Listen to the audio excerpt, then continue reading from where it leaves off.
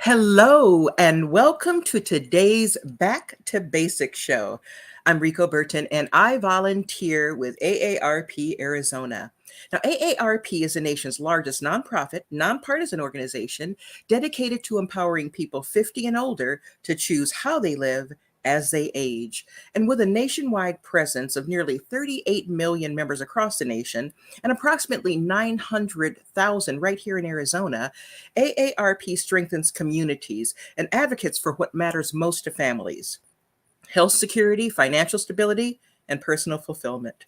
The month of December is also caregiving month for AARP. So you'll see a lot of things going on around the nation dealing with that. Make sure that you don't leave decisions around your home, your health, and your finances to somebody else. You want to be the one in the driver's seat. So visit AARP for all of the resources and the information, and you'll see that URL come across the screen. Now, also part of caregiving is making sure that you take care of you. And today, Coach SheriAnne is going to tell us about being healthy and staying healthy over the holidays. Good morning, good morning, good morning. Good morning, Lady B. How are you? I won't complain. Thanks for asking. How are you doing?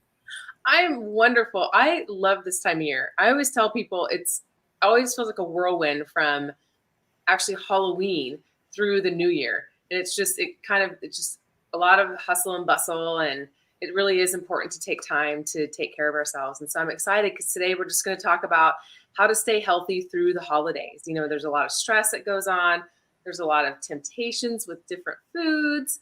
And so just to give you some tips on, how to manage the holidays pretty much. That's wonderful. Excited for that. And those of you watching or on the chat, make sure that you leave us a message and we will get to your answer. I see that Millie Burton is here from Texas. Hello, Millie. Are we related? I'm Lady B. Hey, how you doing, Millie? Welcome, welcome, welcome. All right, Coach, go ahead.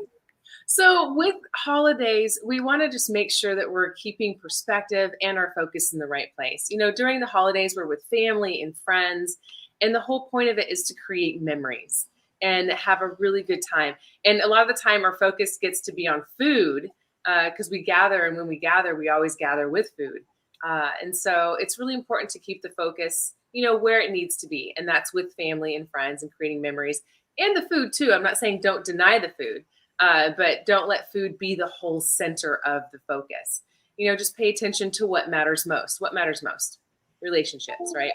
We always want to have good relationships with family and friends, and because that's really what's going to carry us through. So make sure you're just keeping your focus on why you're gathering, and I think that will help a tremendous amount because this is a 5 to 7 week period, and we're already in December. Usually, I sometimes talk about this in November to kind of launch people into the holiday season. So we've got 4 weeks left of the year, and so there's a lot that happens, a lot of parties and whatnot. So I'm going to give you some tips on how to manage those gatherings. But why do we want to focus on our health through the holidays? A lot of it is because you're compromised due to stress. Let's admit, yes, the festivities are great and fun, but they can also bring a lot of stress, and stress tends to suppress our immune response. So it's really important to take note to put the focus where it needs to be, and that will help a lot because eating smart is going to help lower your chance of gaining weight through the holidays. And when I say smart, we'll talk on that a little bit too, because people are like smart and healthy, they're like, I don't want to do that through the holidays.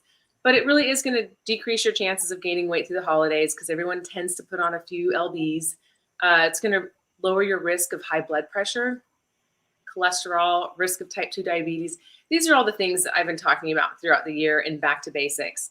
And so it's really important to just kind of continue that on through. It's going to help keep your muscles and joints healthy, keep you mobility. Your energy is going to be up. You're going to feel stronger. So, but eating healthy and smart. And it's so funny because I know you and I have talked about, you're like, oh, what is, Yeah, it's eating smart, but can it be seasoned? That's how I want some good tasting food. So I want to tell people ditch the food rules, and people talk about good foods and bad foods. And when we talk about good and bad, along with that kind of correlates the feeling of guilt if you're eating a bad food. And so food has calories. They just have a nutritional value to them. Some have a higher nutritional value, some have a lower nutritional value. It doesn't necessarily constitute it as good and bad. So, because everything's just, it's calories. So try to think about eating some food that is higher nutritional value and more nutrient dense. And that way you can sprinkle in some of the stuff that's lower nutritional value, but you're still meeting your needs. But just to remove the guilt of eating bad and good foods, let's, ditch those rules. Like, it's, everything has calories. Okay. Some things, some of our calories are higher nutrient dense. So look at it like that: higher nutrient and lower nutrient dense foods rather than good and bad, because then it removes the feeling of guilt of indulging, because it's okay to indulge. I'm giving you permission right now. We can, after we gain 17 pounds, you said, well, Coach SheriAnne said,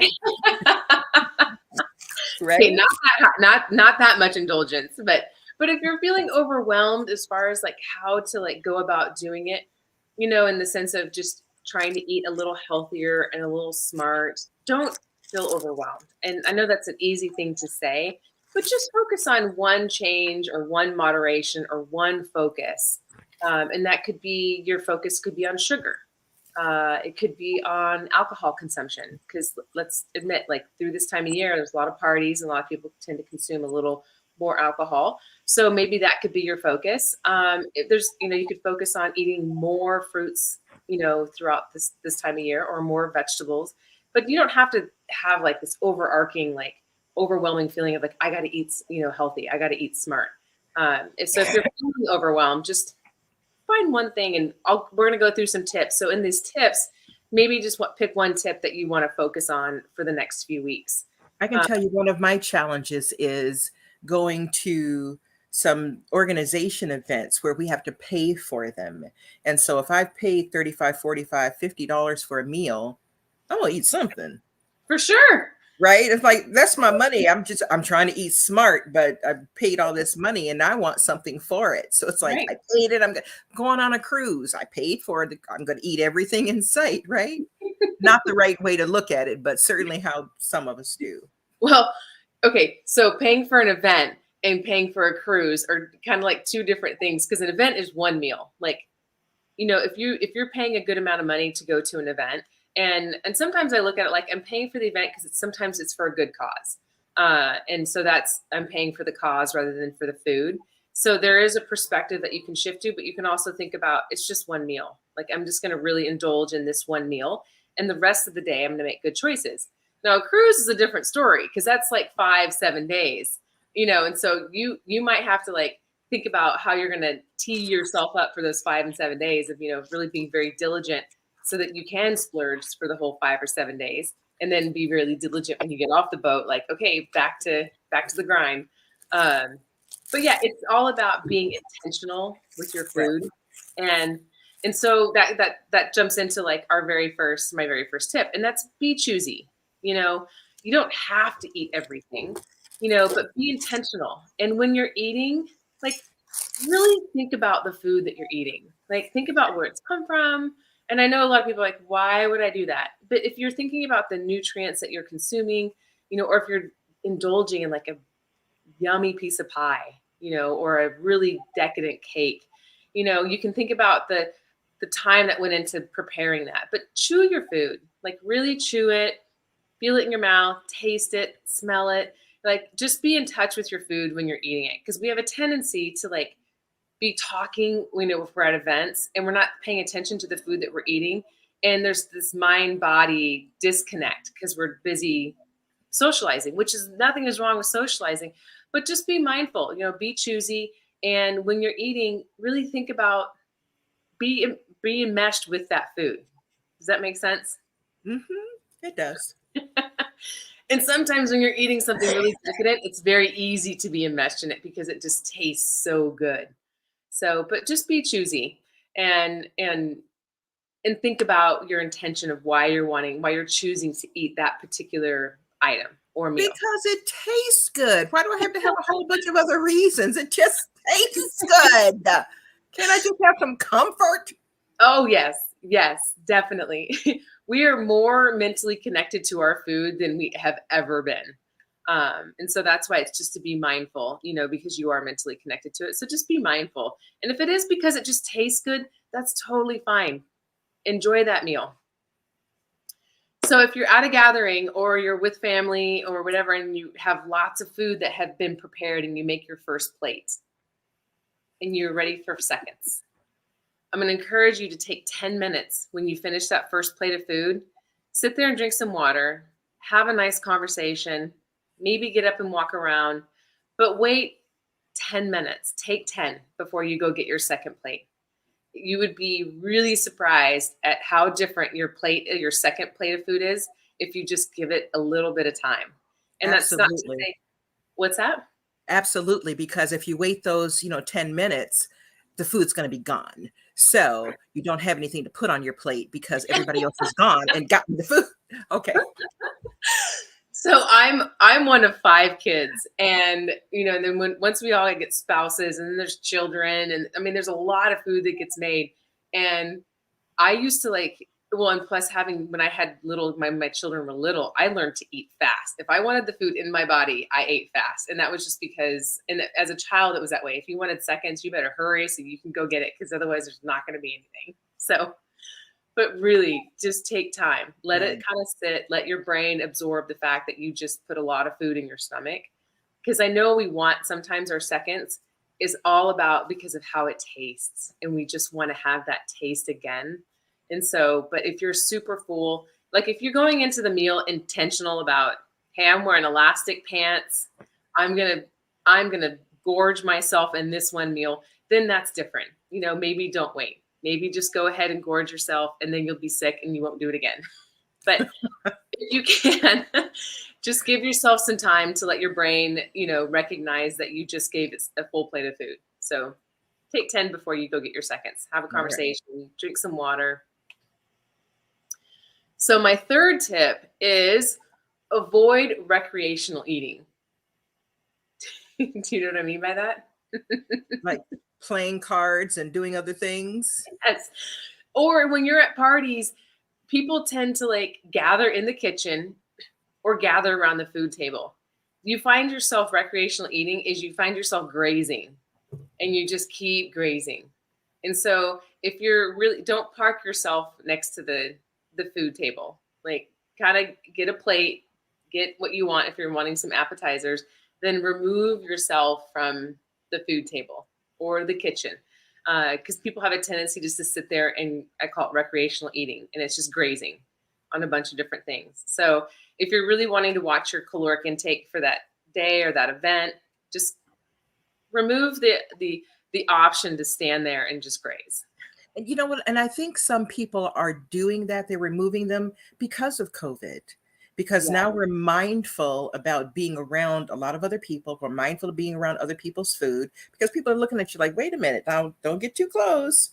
And so we want to be we're more conscious of the health risks. And I hope some of us are still doing that. So we're not gathering necessarily there. We're waiting until things are served or something Mhm. else. I'm hopeful. That is true.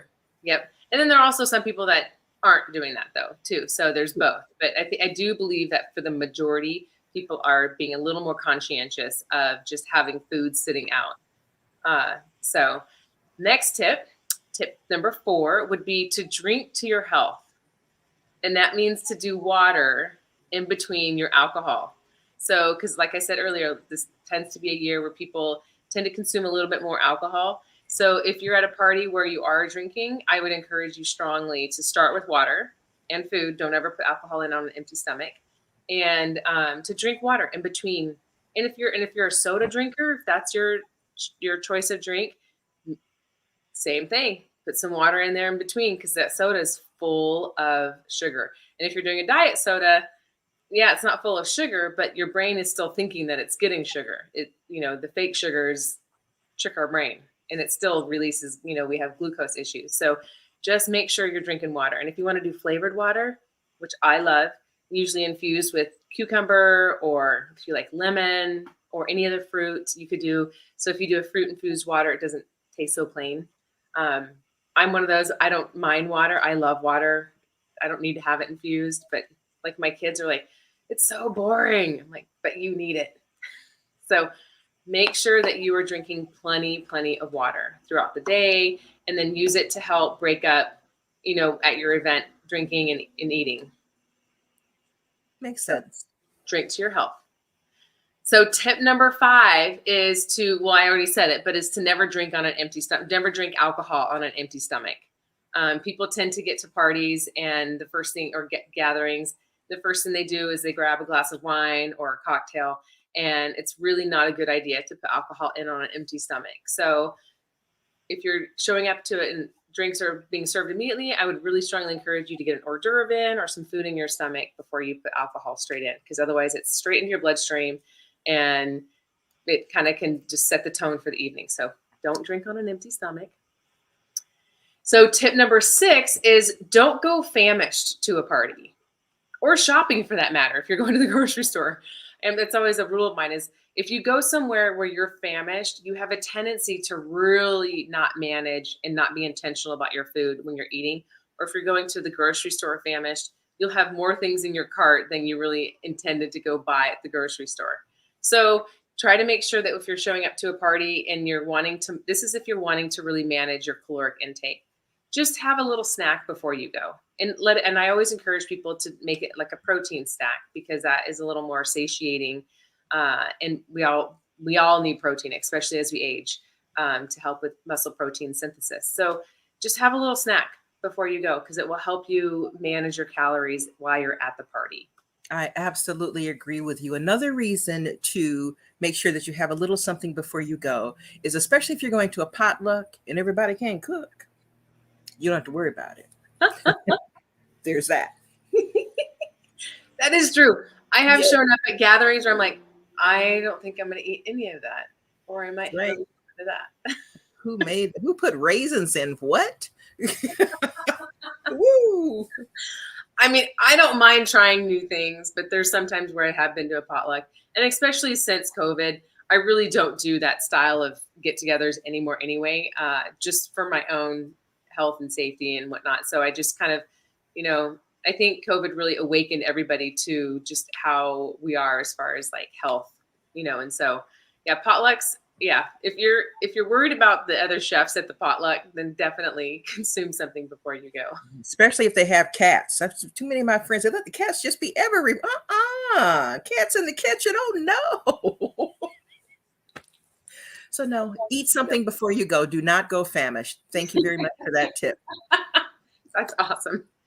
All right, so our next tip is to put on, and I call them your dancing shoes. You can call them your walking shoes if you want, but put on your shoes and go for a walk between dinner and dessert, and encourage your family to go with you, and friends and family. Just go walk the neighborhood. And this time of year, it's wonderful because people have put up lights. There's a lot of festive things to go do, or you can dance around the house. Like but do some moving, between dinner and having dessert. Go move. Just use your feet and either walk or do some dancing, but have some fun. But move your body and it's also really nice to go for a walk. Most people don't do that anymore. And when I do see people out in my neighborhood walking, I'm like, oh, that's lovely. Like a group of people. So if your family isn't used to doing that, your friends and family, be the catalyst, be the one that's like, hey, when we're done eating, before we dive into desserts, let's all just go for a walk. It'll be so nice to get outside. Mm-hmm. Work off some of the food too. Right?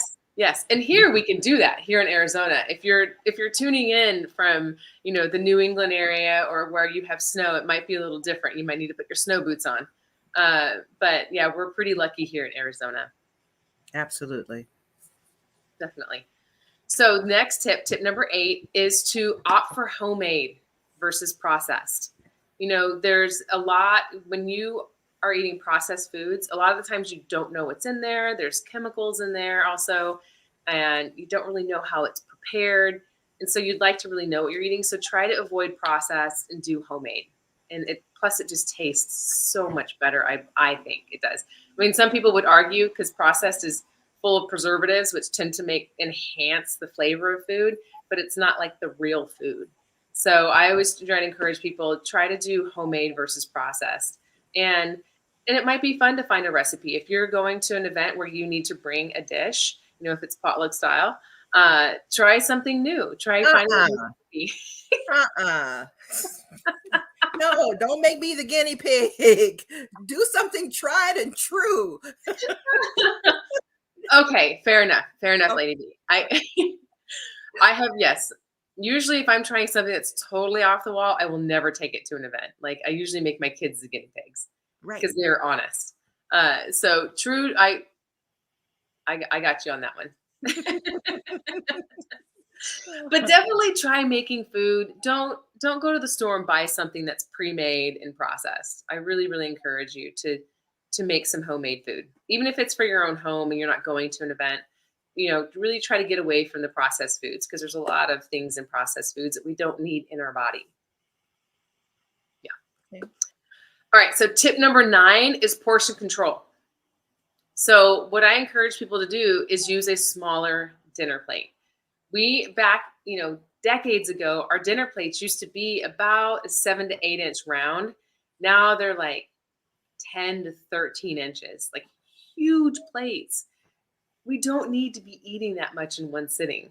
So unless you're like doing some massive fasting and you need to like make up for hours of not eating, but that's usually not the case here in America. So really try to focus on your portion control. And the way we do that is just using a smaller dinner plate. And that doesn't mean you have to go buy new plates. But because if you're using big plates, like usually if your dinner plate is a 10 to 13 inch round, Right. sometimes your salad plate is exactly what you need. So use your salad plate as your dinner plate instead. Um, and if you go look at basic paper plates, those are just a little big actually, but that's also a good size too. Is if you just go do the basic size paper plate, like that's the size you want. We don't want to have these huge platters that we're serving for a one person. Yeah, they're usually 9 inch when you get those. Yeah. So go with a smaller plate. And then if you want seconds, just give yourself, 10 minutes and then you'll see if you really need seconds. Okay. You're like, I don't like that tip. No, I do. I think the 10 minutes is a wonderful way to curb some things and to wait and to really be more into talking about being in touch with and in tune with your body and your surroundings and the rest. I think it does give you the opportunity. But I know that also, like we were teasing, people do come from different backgrounds and cultures where there wasn't enough. And when people have the mindset of scarcity, they want to make sure that they can get filled. And that's a whole different topic than what we're talking about right now. But I know that that manifests itself many times in overeating or something else because you're concerned that there won't be enough. Right. But so yeah. So but I do agree. Portion control is a good thing.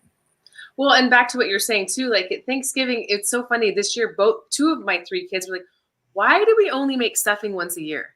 Because it's my grandmother's recipe, and it is wonderful. Like it is so good. It takes a couple of days to make, and it's delicious. And so my kids were like, "Why?" And so because they want to eat it, like they want to eat so much of it because they know they're not going to. Once it's gone, and they got to wait a whole nother year to get it. And I thought that's an interesting question because I don't know why we don't make it, other than it's time consuming. But because sometimes when it's just once a year that you're going to be doing this, that's another reason why some people tend to overeat or gorge, and so it's because like, oh, this is the one time I get this. So in that regard, it's sometimes it's okay. Like, Right. and I'm never one to be, encouraging people to totally abstain. That's not, we want balance. Balance is, really, really critical, especially helping us manage our stress. Because if you're completely depriving yourself, that's just going to push you over the edge, even with more stress. So finding that balance and being intentional, like my first tip, I said, just be very, very intentional and choose wisely. Good. So next tip number 10 is to stick to your sleep schedule. Believe it or not, sticking to your sleep schedule will help you manage your hormones, which actually help regulate our appetite. So it's all connected. So don't start staying up super late because it's a holiday time, and just stick to your regular sleep schedule.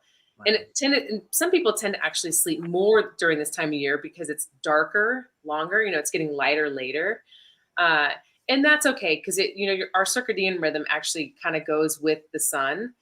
And so when light bulbs were invented, that kind of messed everything up a little bit. But just stick to your same sleep schedule. Do your sleep routine, which we'll cover sleep in the new year again. But stick to your same routine. Just maintain your sleep schedules because that will help maintain your hormones, which maintains your appetite. Wow. So many things connected with us, aren't there? Totally. Well, yeah, our human bodies are quite amazing. Amazing indeed. Yep. Fearfully and wonderfully made. Yep. Yes. 100%. So the next tip number 11, is to make time to de-stress.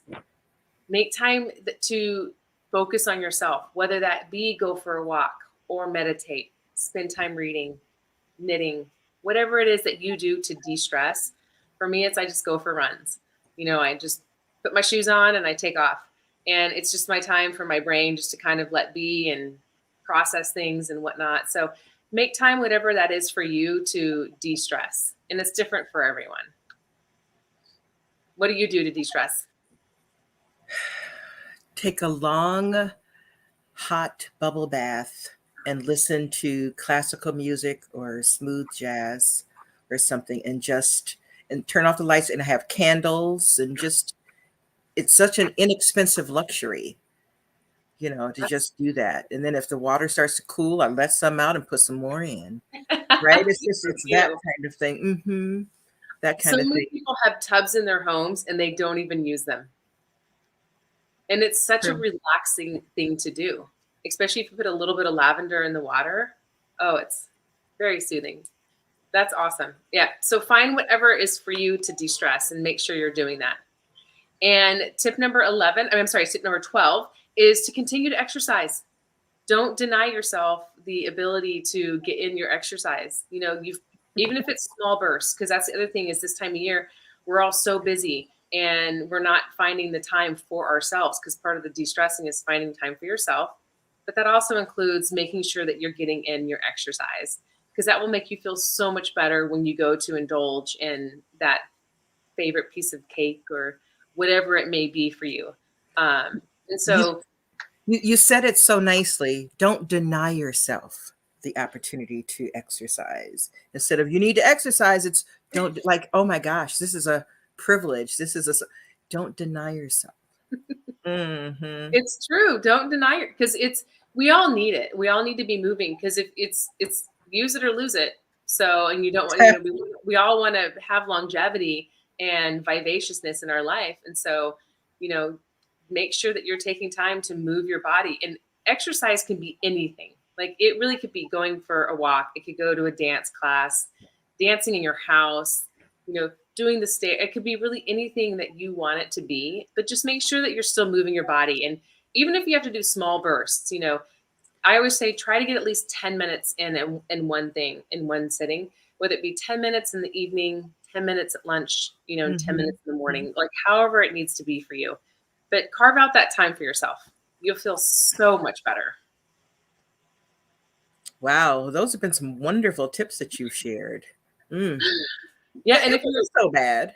No, not bad at all. It's just a matter of like managing yourself, being intentional, and putting the focus where the focus needs to be. And if you're tuning in, please share with us, in the comments what you do to manage your stress and how you manage to stay healthy through the holidays. Because it's really just an intent, being intentional. Well, you know what? And I'm going to add a tip number 13, and that is watch your spending. That too can cause a lot of stress because many times people overspend and overextend themselves and then have to worry later on about how they're going to pay for something. And if family and friends are the true gift, then give the gift of yourself to the family and friends and not have to worry so much about purchasing something. I think a lot of people go into December with a lot of stress because they feel like they have to purchase gifts and they have to do this. The expectation is there. And even if it's not something that they want to do. So that I think too is part and parcel to it, which could impact your sleep because now you got to figure out how to pay for it, or worrying about what you're going to purchase. There's a lot of things that go along with this. Oh, yes. Yep. Being really clear with what you're wanting for yourself, and if you have expectations of other people, I would really encourage you to be clear with those expectations with those people, because I have a saying of expectations are resentments waiting to happen. If there's a break in communication, your expectations will not be met usually. And so that creates stress. So be very intentional, be very clear with your expectations, and yeah, and definitely manage your not only your spending, but how you're spending your time, spending All of money that. and spending your time. Where you absolutely where you place yourself, what you put in front of your eyes, your ears, of course, your mouth. We've talked about that too. All of those things are absolutely, absolutely, absolutely important. And what I've told most of my friends, because I don't purchase things like I used to, is it's not your birthday, it's Jesus' birthday. I'll get you something on your birthday. So let's do something for somebody else. Yep. All right. I want to say thank you so much for being here with us today and sharing those 12 tips plus one. And we look forward to seeing you in a couple of weeks to be with us, where we're going to give you some more tips. What are we going to talk about next time, Coach? We're going to be talking about how to close 2022 out strong, feeling good about doing some reflection on the year, setting the foundation for 2023. Fabulous. That's one you're not going to want to miss. Tell your friends and mark down on your calendars. Until then, you take care. God bless. See you next time.